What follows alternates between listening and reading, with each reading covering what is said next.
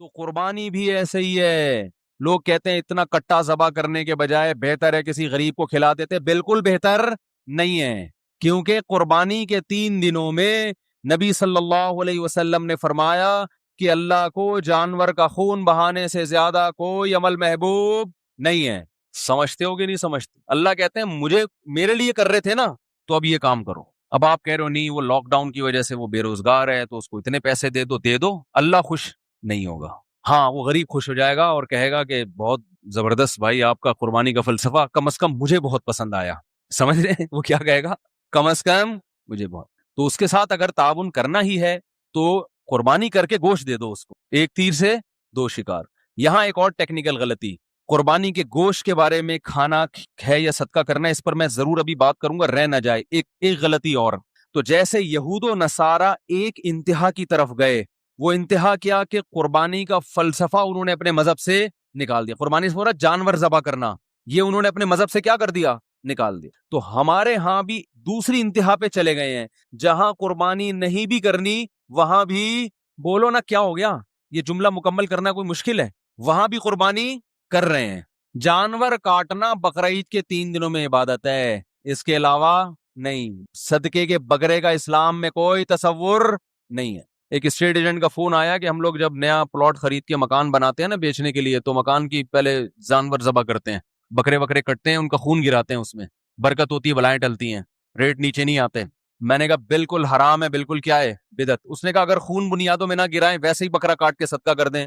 بولو بھائی, یہ بھی بکرے کی بددعائیں لگنے کے علاوہ کچھ بھی حاصل نہیں ہو. تو کہہ رہے ہیں کیا صدقہ اسلام میں ٹھیک نہیں ہے؟ میں نے کہا بھائی صدقے کا بنیادی مقصد ہے غریب کے ساتھ تعاون, وہ بکرا کاٹنے میں نہیں ہے, وہ بکرے کے پیسے دینے میں ہے. راشن ڈلوا دو اس کے گھر میں, پیسے دے دو, بکرے کو کیوں کاٹ رہے ہو؟ نہیں آ رہی بات؟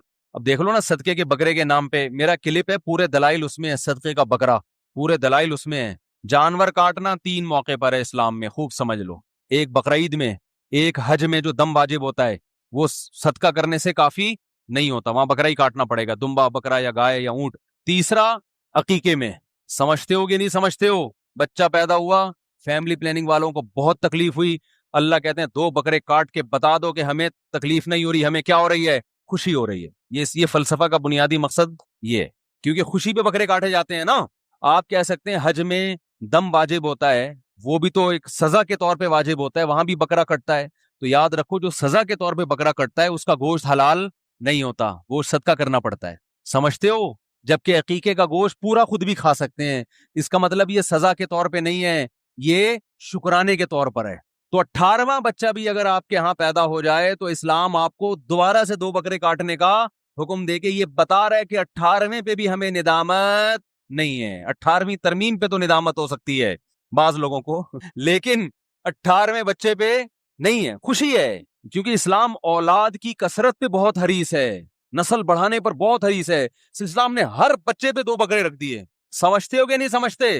2 بکرے یا 2 دمبے یا گائے کے 2 حصے.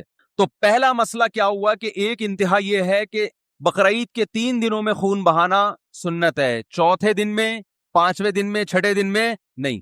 علماء نے بیان کیا آپ گائے لے کر آئے, آپ نے ذبح کرنی تھی, گائے بھاگ گئی, 3 دن تک تلاش کرتے رہے, چوتھے دن پکڑائی میں آئی ہے, اب نہیں کٹے گی وہ, اب ٹائم بولو بھائی گزر گئے. اب آپ پوری گائے کسی کو صدقہ کر دیں یا گائے کی قیمت صدقہ کر دیں اور گائے پال لیں. گائے پال کے پھر آپ کھانا چاہیں تو کاٹ کے کھا بھی سکتے ہیں, پالنا چاہیں تو پال بھی سکتے ہیں, کسی کو پہنانا چاہیں تو بولو بھائی پہنا دیتے ہیں لوگ, قربانی کے پورے جانور پہنا دیتے ہیں. تو ایک انتہا کیا ہوئی ہے کہ جہاں قربانی نہیں ہے وہاں بھی قربانی. کالی مرغی, پیلی مرغی, مرغی ذبح کرو, صدقہ نکالو مرغی کا. نہیں بھائی, ہاں کسی غریب کو دل ہی گوشت کھانے کا چاہ رہا ہے, وہ کہہ رہا ہے مجھے راشن کی ضرورت نہیں ہے, مجھے نہ آٹے کی ضرورت نہ دال کی ضرورت, میرا بکرا کھانے کا دل چاہ رہا ہے, مجھے بکرا صدقہ کر دو. تو پہلے تو 2 تھپڑ لگاؤ اس غریب کو, کمبخت بکرے تو ڈیفینس میں کھانا مشکل ہو گیا ہے, تو غریب ہے تیرے بکرے کھانے کا. غریب آدمی ہمیشہ راشن کو بکرے پر ترجیح دے گا, وہ کہے گا جتنے کا بکرا آتا ہے پورے مہینے کا راشن آ جائے گا, بکرا تو 2 دن میں ختم ہو جائے گا. لیکن پھر بھی چلو اگر کوئی غریب کہتا ہے نہیں جی میں نے زندگی میں کبھی بکرا نہیں کھایا, میں راشن ڈالنے والے تو بہت ہیں, اللہ کا واسطہ مجھے ایک بکرا خرید کے کاٹ کے دے دو, میں اس کا گوشت کھاؤں گا, تو پھر ٹھیک ہے. کیونکہ یہاں بکرا مقصود نہیں ہے, کیا مقصد ہے؟ گوشت. بکرا کاٹنا مقصد نہیں, بلکہ اس میں بھی قصائی سے گوشت خرید کے دے دو. 2 فائدے ہوں گے, ایک تو گوشت سستا ملے گا, نمبر 2 اس کی مرضی کا ملے گا. ہاں بھائی تجھے چانپیں چاہیے, चांपे मिल जाएंगी। वैसे तो इस गरीब को थप्पड़ दोबारा मारने का दिल चाह रहा है कि नहीं चाह रहा? अंदाजा लगाओ यार, चांपे चाहिए इसको, पुट का गोश्त चाहिए, रान का गोश्त चाहिए। लेकिन चलो होता है यार, बाज दफा गरीब आदमी का भी दिल तो उसके सीने में भी है ना। कह रहा है यार मुझे नहीं चाहिए राशन आज, मुफ्ती साहब मुझे क्या खिला दो, बकरा खिला दो। तो फिर मैं क्या करूंगा, मैं काटूंगा नहीं बकरा, मैं कहूंगा यार कसाई से सस्ता भी पड़ेगा, मेहनत भी कम, और कसाई को काटने की जो उजरत देनी है उसकी भी बचत, तो दुकान से खरीद के दूंगा ना मैं। नहीं, काटना ही है, इसका मतलब आप बकरा काटने को इबादत समझ रहे हो, और ये इस्लाम में जायज नहीं है, बिदअत है ये। क्योंकि तमाम फुकहा लिखते हैं कि कुर्बानी में जो जानवर काटने का हमें हुक्म दिया गया ना, ये गैर मुदरक बिल क़ियास है। थोड़ी गाड़ी इस्तिलाह है, इसका मतलब ये है कि एक ऐसा हुक्म है जो अकल से समझ में नहीं आता, क्योंकि इस्लाम के जितने अहकाम है ना, उनकी लॉजिक आसानी से समझ में आती है भाई, वो फौरन समझ में आए। जैसे नमाज है भाई, नमाज अल्लाह के लिए सरदा कर रहे हैं, हर मजहब में सरदा होता है, हमारे मजहब में भी सरदा है, दूसरे मजहब में दूसरों के लिए होता है, हमारे यहाँ अल्लाह के लिए होता है। रोजा समझ में आता है भाई, ख्वाहिशात को क्या कर रहे हो, कंट्रोल, बर्दाश्त कर रहे हो, तो इससे कंट्रोलिंग पावर बढ़ती है। हज भी समझ में आता है कि भाई गए अल्लाह के गिर्द, अल्लाह के घर में दीवानों की तरह घूम रहे हैं, लेकिन उधर से जानवर काटो, उस बेचारे ने कोई गलती नहीं की, कोई गुनाह नहीं किया। लोग मुझसे कहते हैं हामिला गाय की कुर्बानी जायज है, हम कहते हैं भाई बेहतर तो नहीं है लेकिन जायज है। कहते हैं उस मासूम बच्चे का क्या कसूर है, लोग कहते हैं। मैं कहता हूँ उसकी माँ ने कौन से कोई कबीरा गुनाह किए में भाई, है उस पे कोई तोहमतें लगी हुई हैं जो उसको काट रहे हो, तो मासूम तो उसकी माँ भी है और उसका, दोनों ही मासूम है। तो सवाल यही पैदा होता है भाई, ये मासूम जानवर हैं इतने बेचारे कि पूरे साल तो ऐसे इनकी खिलाई पिलाई हो रही थी कि जैसे अपने औलादों से बढ़ के पाला जाता है इनको। और यूट्यूब पे आ रहे हैं इंटरव्यू, जो ताजिर हैं वो जो पालते हैं, कहते हैं भाई हमने अपने बच्चों से बढ़ के इस कट्टे को पाला है, कहते हैं ना वो। तो ऐसे पाल पाल के मुस्टंडे बना दिया, और ऐसी उनकी, फिर एकदम क्या कर दिया, काट दिया। तो ये ऐसा हुक्म है जो बज़ाहिर जिसकी कोई लॉजिक, बोलो भाई, फुकहा कहते हैं ऐसे अहकाम जो बज़ाहिर इलॉजिकल हैं। बज़ाहिर इसलिए कह रहा हूं कि इस्लाम का कोई हुक्म इलॉजिकल नहीं होता, उसमें हिकमतें छुपी भी होती हैं, लेकिन बज़ाहिर ये कुछ समझ में आने वाला काम नहीं है। बज़ाहिर इसमें जानवरों का भी नुकसान और इंसानों का भी नुकसान है। इंसानों का नुकसान ऐसे है कि इंसान की बुनियादी जरूरत है खुराक, और खुराक में सबसे बेहतर खुराक गोश्त है, और गोश्त में सबसे बेहतर गोश्त इन चार जानवरों का पूरी दुनिया में समझा जाता है। तो ये इंसान की बेसिक जरूरत को आप, जो एक स्टॉक थी पूरे साल इस्तेमाल हो सकती थी आराम आराम से, आप 3 दिन में करोड़ों की तादाद में काट के वो माल क्या कर देते हैं, जाया। आप कह सकते हैं हम तो ठिकाने लगाते हैं, भाई जितना भी ठिकाने लगाएं, इस तरह अगर पूरे साल स्टॉक करके इनको इस्तेमाल किया जाए, तो जिस तरह से डिस्ट्रीब्यूशन होगी ना एक एतदाल के साथ, तो वो डिस्ट्रीब्यूशन 3 दिन में नहीं होती। यानी अगर किसी माहिर मईशत से पूछें आप, इकोनॉमिक्स के माहिर से पूछें, तो वो कहेगा कि इकोनॉमिकली ये नुकसानदेह है। समझ में नहीं आ रही बात भाई, इकोनॉमिकली क्या है ये? यार मुझे एक बात बताओ ना, आप 10 किलो गोश्त लेकर आके फ्रीज कर दिया आपने, तो आप बेगम से बोलोगे ना रोजाना थोड़ा थोड़ा इसमें से पकाती रहो और फ्रीज कर दो, या एक बकरा ला के काटोगे तो आप क्या कहोगे कि भाई इसको क्या करो, थोड़ा थोड़ा करके इस्तेमाल करो ताकि रोजाना हम खाएं। बेगम ने 10 किलो गोश्त एक दिन में ही निकाल दिया फ्रिज से, तो आप कितना खा लोगे? जितना भी खाओगे, कुछ सदका करोगे, और कुछ गरीब भी 3 दिन में इतना खा लेगा ना, सदके की भी इतना कुर्बानी खा लेता है गरीब आदमी भी, कि वो भी पूरे साल स्टॉक नहीं कर सकता। तो इकोनॉमिकली इसका फलसफा समझ में आने वाला नहीं है। और दूसरा, बज़ाहिर जुल्म है जानवर पे, बज़ाहिर अच्छा भला कट्टा बकरा पाला, कोई जुर्म नहीं किया, किसी को टक्कर नहीं मारी उसने, किसी की घंटी बजा के नहीं भागा, उससे ज्यादा तो हमारे अपने बच्चे शरारती होते हैं ना। इतना कुछ बेचारा मासूम क्या कर दिया आपने।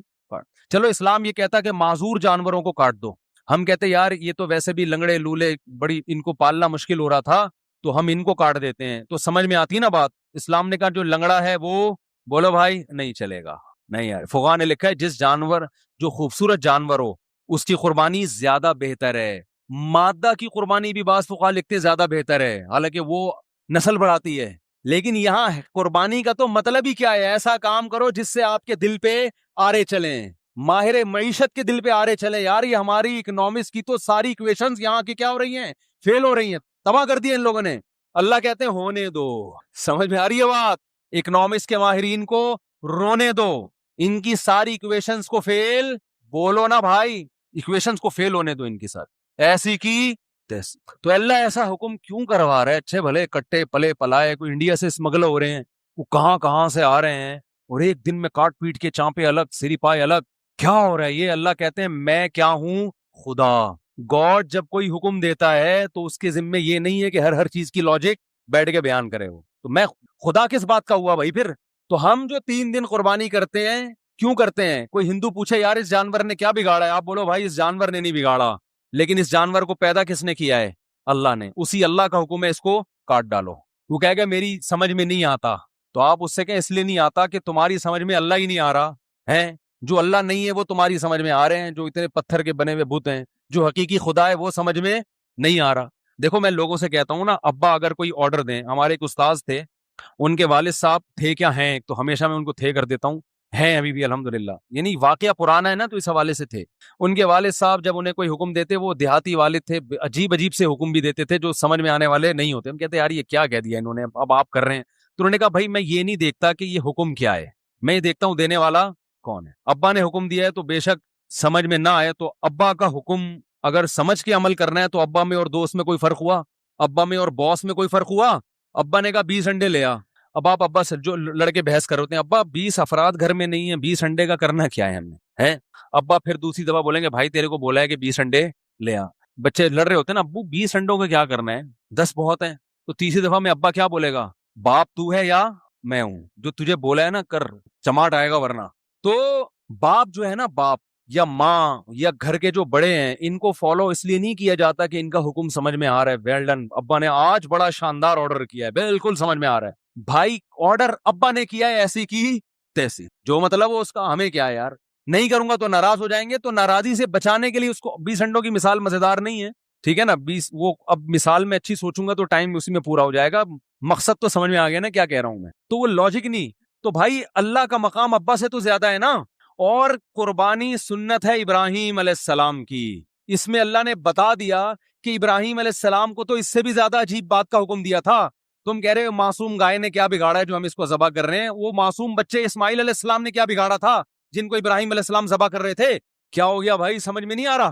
قرآن میں ہے نا کہ ابراہیم علیہ السلام کو ہم نے حکم دیا کہ اپنے بیٹے کو ذبح کرو. 7 سال کا معصوم بچہ، اور دعاؤں سے ملا، بشارتوں سے ملا. وہ ابراہیم علیہ السلام کہہ سکتے تھے اللہ جب تو نے ذبح ہی کروانا تھا تو دیا کیوں؟ آپ کسی کو گفٹ دیں، موبائل ڈبہ پیک، اور گفٹ بھی آپ دیں کہ بھائی یہ گفٹ برائے گفٹ نہیں ہے، تمہاری حسن کارکردگی سے متاثر ہو کر یہ آئی فون آپ کو میں دے رہا ہوں، تو وہ گفٹ کی اور ویلیو ہے کہ آپ کی کارکردگی سے باس کیا ہوا ہے؟ متاثر، کہ یہ ڈبہ پیک آئی فون آپ کے لیے. 3 دن کے بعد وہ کہتا ہے یار واپس کر دو. تو آپ کہیں گے سر یا تو دیتے نہیں، دیا ہے تو واپس لینا غیر اخلاقی حرکت ہے، کہیں گے نا. اللہ نے ابراہیم علیہ السلام کو بیٹا دیا اسماعیل، ان کی قربانیوں کے صلے میں کہ آپ کو اللہ نے بہت آزمایا. اللہ نے کہا گفٹ دوں گا اسماعیل. 7 سال کا بچہ جو انگلی پکڑ کے باپ کے ساتھ چلنے کے قابل ہوا. اس سے پہلے تو ماں کی کسٹڈی میں ہوتا ہے نا، 7 سال میں کہاں آتا ہے؟ باپ سے لگاؤ اس کا بڑھتا ہے. اور اللہ حکم دے رہے ہیں کہ اس کو کیا کر دو؟ کاٹ ڈال. تو آج کے لبرلز ہوتے، شیطان اس وقت آئے ابراہیم علیہ السلام کو مینا میں ورغلانے کے لیے.